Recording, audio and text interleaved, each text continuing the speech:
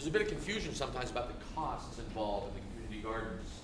And so the folks at Waddles Garden are the ones that I'm closest to in terms of communicating, and then Sepulveda would be the second, and those are dramatically different scenarios. But at Waddles Farm, if you were actually to do a cost analysis, you'd have to pay the farmers for all of the maintenance work they do in the orchard. So you've got 100-year-old avocado orchards at Waddles Mansion. You'd probably have to pay them for the public safety benefits too, because the presence of the gardeners caused crime to go down. And so what you see is when you dig in, the city's approach to this was so superficial and shallow and singular that, just even approaching it in terms of water, it would cost more to water the Waddles lawn if the gardeners left, and then you'd have to hire mow and blow maintenance guys to come along and take care of the turf. And the irony there is, above the farm, they're spending a lot of money to maintain a lawn that keeps washing away. So right now, the garden is a water reclamation solution, and it is at Solano Canyon also.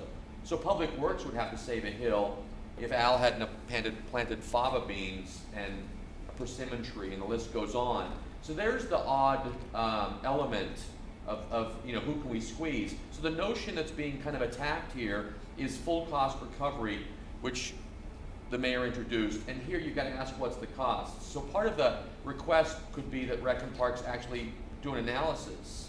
Because the idea of setting up an accounting department to squeeze $125 out of senior citizens and low-income folks will cost more than the $150,000 you stand to collect, which was supposed to pay for water, but it won't pay for the accounting.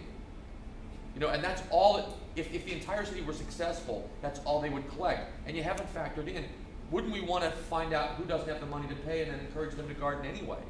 So half of them would drop off the rolls if we were to truly think in terms of positive outcome. Is it a benefit to feed people and to, is there a public service, public safety benefit? Is there a public education? There's education that's going on too, so we're pollinating the city with farmers.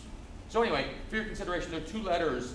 The Los Angeles Neighborhood Council Coalition did a short one, and there's a longer motion that details those, and I think David has both of those, and if not, I brought a copy, but we would love to have your support from our perspective in supporting LA's community gardeners, and perhaps looking at them as an asset and asking, why do we have so many on the waiting list?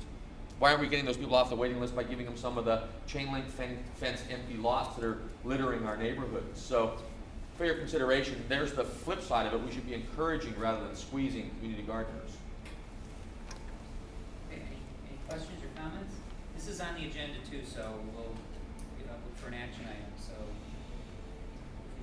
okay then, why don't we take a fairly short break regarding proposed changes to various sections of recreation and park schedule of rates and fees charged to community gardens in the city of Los Angeles. And I have here from Stephen Box a couple of options for, and basically this is the item here on this agenda is to do a community impact statement, which is a thing that only neighborhood council could do. There's a website you go, and we have a password, and so we have some language here from that Stephen Box gave us. If you'd like, I can read it, and we can see where we are. One is to say the East Hollywood Neighborhood Council recognizes community gardens as a community asset, one that should be encouraged and supported, not burdened with excessive fees that hurt those who are most in need of affordable, nutritious food options. To that end, EHNC requests that the Los Angeles Recreation and Parks Board of Commissioners rescind the community garden plot fee increase of $25 to $120 adopted on July 14th, 2010 by the LA RAP Commission. So that was one thing that was suggested. Now, I know Glenn's was much more specific. Go with that. Okay, so how's that for an option? Alfredo?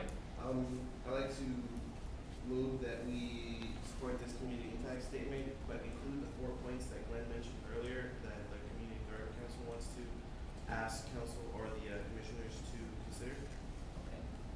Can you repeat those, Glenn? That the date that fees could be charged would be July 1, 2011.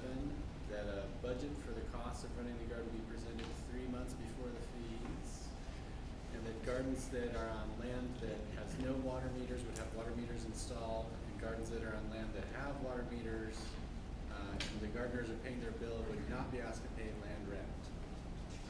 So that's the motion. That we include those, yeah. Add that to these two paragraphs here, So okay? if that's supposed to be in the minutes, could I get, copies of both of those, so I don't have, cause I don't have my computer with me or anything to. Yeah, I'll have copies of them, Okay. I'll do the And the community impact statement. stipulations that Glenn mentioned. Okay. Strongly second that. Okay, any discussion on it? The other thing I'd like to say is personally, in my opinion, I don't think they should charge any fees for some of these people in East Hollywood. I know my own personal opinion is I'd love to see community gardens in East Hollywood, and I think we should start charging fees to some of these landlords that have their property vacant for decades on end, collecting garbage and blighting our community. I mean, I can point out 10 vacant lots right in my neighborhood that I'd love to see gardeners come in, start planting a garden. I mean, so, I see people nodding their heads. I think that we would strongly encourage this kind of stuff in Something the to city. look of into is what Project Angel Food has done on Garfield and Hollywood. I think that's, there's not much community access to it, but the fact that the vacant lot has been planted with food, I mean, It's That's a good. great thing. Yeah, I mean, at Heliotrope and Oakwood, which is just out of our jurisdiction, south of where I live, they put in a community garden. I just watched it transform the feel of that little residential area that used to seem rather sketchy, and now people hang out there, they grill, like food on the weekends. It's awesome. Yeah, It's we amazing. need it. So, okay, any further comment? All right, all in favor? Aye. Aye. Opposed? Okay, great, so, good, and I think this, again, I think East Hollywood Neighborhood Council, we may be the first neighborhood council to get behind you guys, are we or no? You've got the coalition, but, Yeah, this is the first actual neighborhood